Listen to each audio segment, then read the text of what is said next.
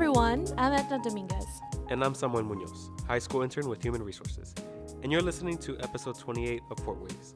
It takes a lot of coordination to keep the Port of Long Beach working smoothly. And that includes making sure there are clear lines of communications between us and our terminals. To get a better idea about what it takes to manage those relationships, we spoke to Director of Tenant Services, Rafael Delgado. Let's take a listen.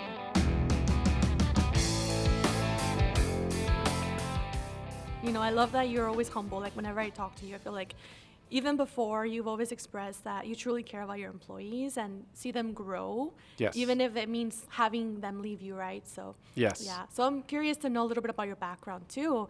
So you've been here, almost 20 years now? Yeah, I'm almost unbelievably at that 20-year phase. It's been a journey, that's for sure. Sometimes very challenging, and at times, of course, very rewarding. But ultimately, it comes down to that, right? It's my staff that's helped me learn and grow, as well as other mentors here that have left the port or are still here. And then there's times of those challenging times where it's been difficult even to the point of considering other positions or outside of even the city. Mm-hmm. However, because of that encouragement and the environment overall, you know, that's what's helped me stay, but above all, my staff. How did it all begin with you? I know you came here in 2006, and now you're the Director of Tenant Services. How did it all start for you? So I was a temp first through Apple One. Back then, HR consisted of payroll and records and safety and risk. We were all in one section in the old port building. Wow. And so I was a temp. I was just here to help support any way I could. And then I had come from working as what's called a traffic manager, so I ran my own division. And taking the secretary job initially was, the title honestly got in the way, and there was some, I guess you can call it ego there, from being a manager of my own division down to, and it's not anymore, I don't view it that way anymore, but at that time it was, okay, and now I'm going to be a secretary. And the HR director called me in her office. She gave me one of these little finger, come here. Yes, come hither. And she sat me down, closed the door. That was my first closed door meeting, by the way. Were you scared? And she goes, Ralph, are you going to tell me I know you more than you know yourself? You don't think that you're going to come in and learn and grow here at the port? So she goes, you know what? A title's just a title. You're going to come in and bring your effort. Mm-hmm. You'll be good. So that's what ultimately in the end I applied. And not only her, but Colleen too, and others around me in HR. Jackie Mack was a good intro for me to the port. And several folks there. And Donna was in risk then, all by herself, running the show. That's a little bit of background of how I started here, how my entry is. Yeah, so it seems like you've always been with the port some way, somehow. Did you know that you specifically wanted to be in tenant services? I mean, was it something else at the time? Was it called something else? No, I think some people, I mean, I do like it when people have that head on their shoulders where like, I want this, and they go after it. Yeah. I was pretty open. I always have what I tell my staff, like, keep your learning hat on. Yeah. And I feel that I can learn any role, any position, and then ultimately do it well with that intent. But no, I didn't have any idea I'd be in this industry. It's my first mentor was Carolyn Browning over at Lakeshore Learning Materials. We shipped educational products. Mm-hmm. And so she introduced me to the world of logistics. Okay. And I attribute most of how I am as a manager to her. And, you know, since you've seen a lot of things happening and you've been here almost 20 years, what's one story that has stuck with you, or something that you're like, wow, I'll never forget that? So there's a lot of those stories, but I have to pick a safe one. I would say one of my favorites to tell, I've told a few people, not many, but once when I was a AAA, which is an assistant administrative analyst, there was a trip to Washington, D.C. where they were honoring the port for its Green Flag program. And our commissioners were on other business trips, international travel. Our executive director wasn't available. Neither was the deputy executive. And then managing directors had other business travel plans. And then my boss my director also had, he was accompanying them on the international travel. And then my boss then, his name's Don Snyder. A lot of folks still remember him from here at the port. He presented it to me as an opportunity. It was very last minute. I was like, oh, Ralph, we need you to fly out to DC and accept an award. And he goes, don't worry, you're just going to go up there, shake a hand, and accept the award. I was like, okay, that sounds pretty simple. Sounds simple. Yeah. And then they send me over to Washington, D.C., and that was my first travel for the port. And I see the first two people go accept their awards, and they give little speeches. Oh, no. And so I was like, okay. And so I had a pen, like I always do, even right now during this discussion. I start writing my speech on the back of the napkin. And what's funny is not everybody's there to, even on these awards, not everybody's there to help you. Because the guy, I still remember the guy to my left, I asked him, I was like, are you giving a speech? Is everybody giving a speech? And he said, no, don't worry about it. You don't have to give one. And then the guy to my right was more helpful and from another port. And he says, yeah, you should probably do a little something. And I was grateful for that because everybody spoke. And then I got to write my little speech on the back of a napkin, literally. And then when I went up there, I was able to say a couple of words and represent the port, hopefully well. And that is one of my interesting moments here at the port. So you're good under pressure then, giving speeches when you have no time to prepare. Sometimes. Yeah. I think it depends, right? Just when I tell people, even crossing the street here in Magnolia, I've been in situations where the cars come in. Sometimes you freeze, and sometimes you don't.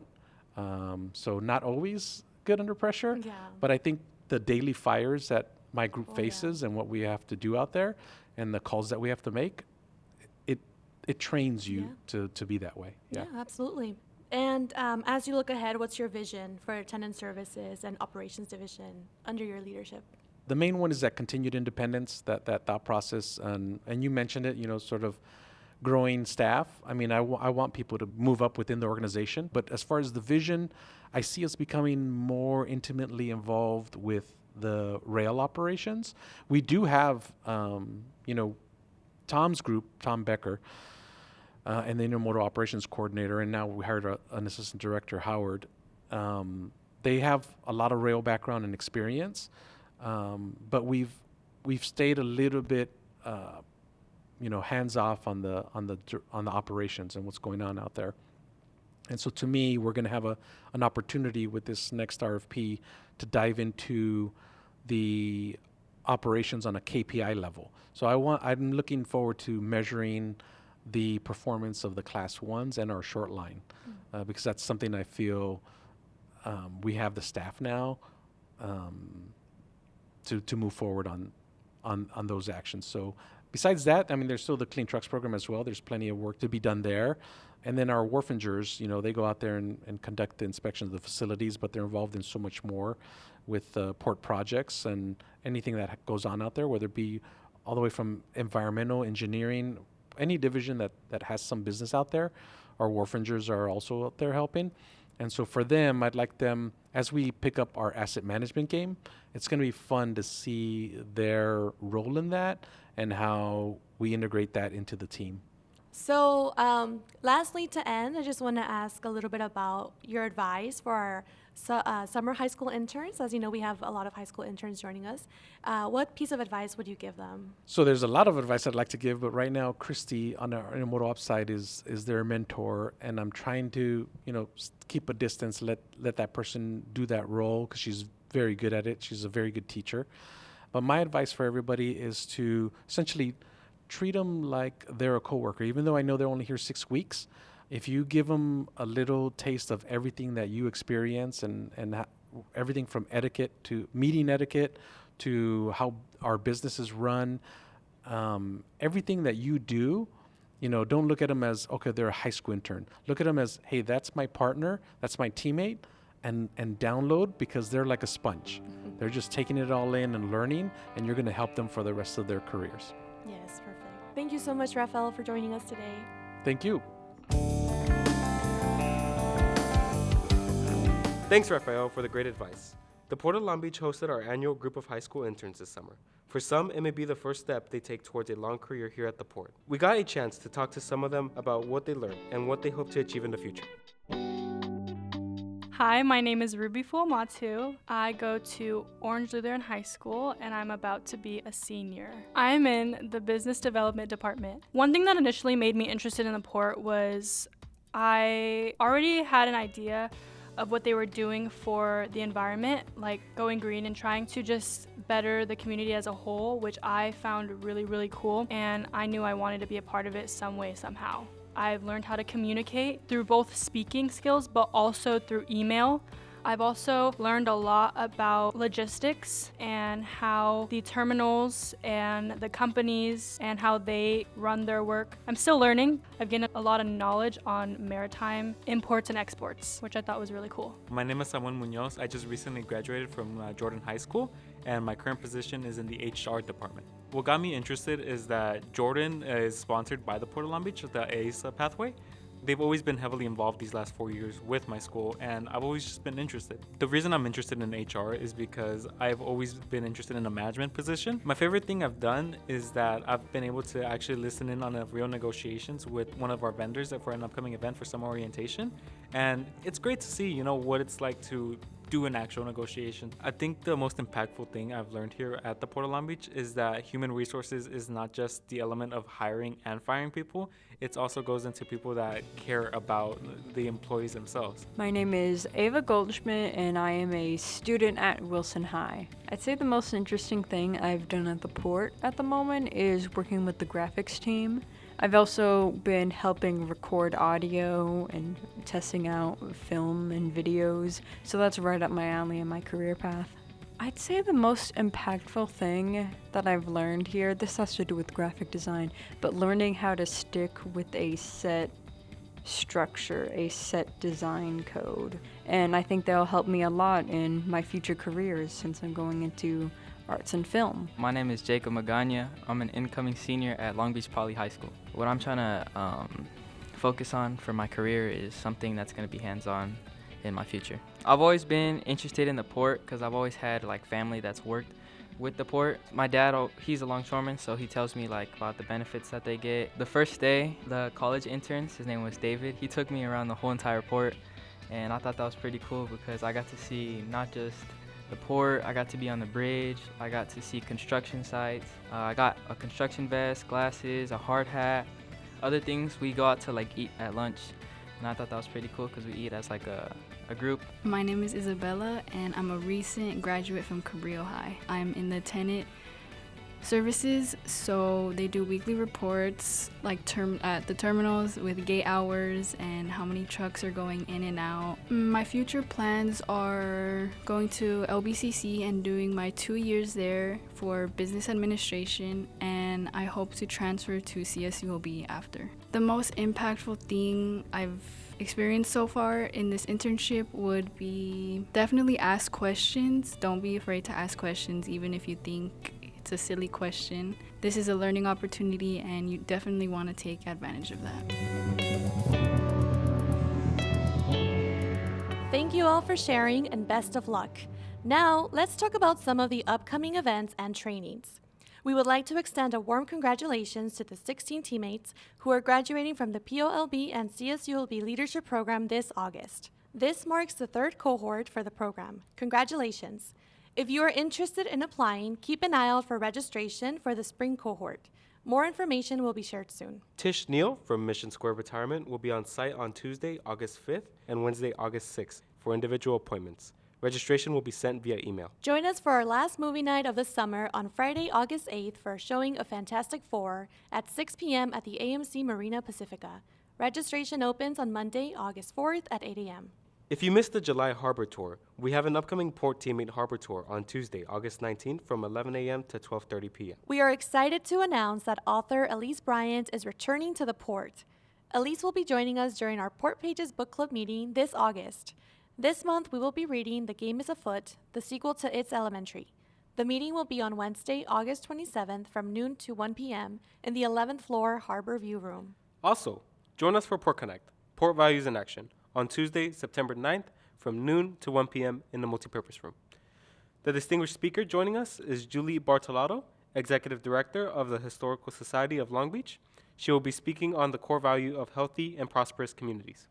If you are interested in attending, be sure to register for these events via Learn. And speaking of the Historical Society, we'd like to remind you that the great historical exhibit, Workers' Harbor, How Labor Built and Shaped the Port of Long Beach, which was on display in the PAB lobby last year, is still on display at the Historical Society headquarters in Bixby Knolls. You'll find more information at polb.com/workersharbor. Now it's time for Port Trivia, and here's our quizmaster, Port Video and Technology Officer, Chris Berry. Thanks, Edna. So last time, our port trivia question was, what was the first container vessel to call at the Port of Long Beach? And the correct answer was the SS Elizabethport, a sea-land vessel that came to the port in September 1962 with 420 35-foot containers on board. Back in 1969, the first year we have records for container cargo, the port moved 13,337 TEUs in containerized cargo. And compare that to last year when we moved 9,649,724 TEUs. It's a big change. Congratulations to the first 3 teammates to get the correct answer, Helen Cubitt of Finance, Christina Cortez of IM, and Francis Berberabi of Finance.